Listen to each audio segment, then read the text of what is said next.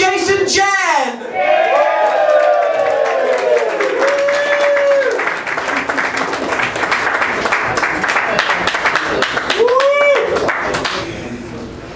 I have a sissy heart.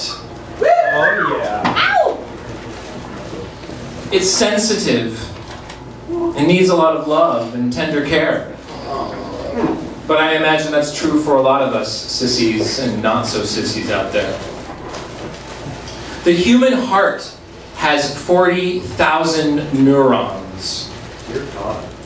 Dear God is right. Our heart does so much pumping, and it's like vital, right? For us to have those neurons. And those neurons create an electromagnetic field that is 5,000 times greater than the neurons of our human brain. So I have a dear friend of mine who used to always say that our hearts are in communication even when we're not talking. So all of you sitting next to another soul, our hearts may be communicating on a level that is unknown to us, communicating sissy ideas and beautiful things, or maybe lurid and thoughts, our hearts. And several years ago, my heart went through a very important learning experience. And that it was very heavy, however, when a relationship ended.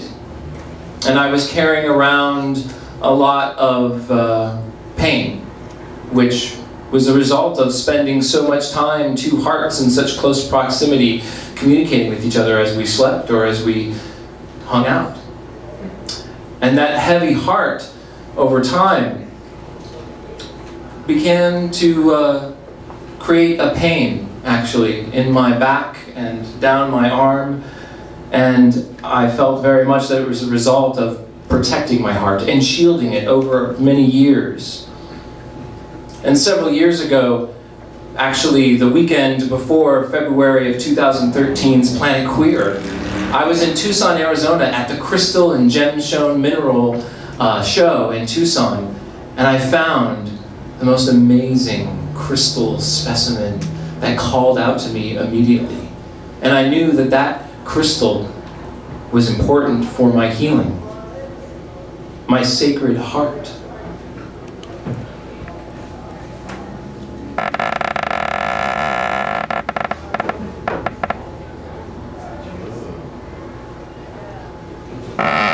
Very much shaped like a sacred flaming heart, even with a little rainbow inside, and golden rutilations like flames on the top. And I knew that this heart calling out to me wanted me to lay it upon my chest and have it next to my bedside and meditate with it and heal myself. And I felt very much more comforted knowing that that sacred heart was with me and doing its work. And that same dear friend of mine who loved to talk about how important the heart was, he was going through a very difficult experience. And I gave him this heart to help him meditate and to do some healing. But unfortunately, it was actually beyond the point of that. But it was important for the crystal to connect with his heart. And in a way, I like to believe that his heart, the electromagnetic field, connected with this crystal, and it saved part of his essence, so that whenever I lay it against my heart, I feel his presence to me after he passed. I'd like to say one more little story about my heart. I did a holotropic breathwork experience a couple years ago as well. And for those who don't know, holotropic breathwork is also called rebirthing. It's a process of deep, intense breathing and meditation guided, and from it you experience visions. And I had a vision that this glowing rainbow light figure, the king of the rainbows, came to me. And he said, "Here, take this." And he offered out his hand, and in it was a beautiful multicolored rainbow. And he said, "Put that in your heart." and remember the gifts that you carry forth as a sissy, as a queer, and how important it is to share the light of your heart to others whenever you can, no matter how embarrassing or difficult or challenging it may be. Share that sissy heart and love. And of course you are doing it whether or not you know it, just by being next to beloved people. Your heart is communicating on another level. And so, from a recent experience and experiences in the past, I feel I have to sing a song of my heart. You'd think that I know better. You'd think that I'd have learned to hold my eager feelings in, even when they're not returned. But I can't help it. I'm such a hopeless romantic, searching for another soul to share in my eccentric path of life. For my heart grows tired of being lonely. It's spent too long locked up inside. So I'm setting it free as well as can be, and wearing my heart on my sleeve. Please forgive the foolish audacity, but I'm wearing my heart on my sleeve. Yes, I've heard all the advice. Just be yourself, always be true. Be patient, don't try too hard. But still it makes me blue, and I can't help it.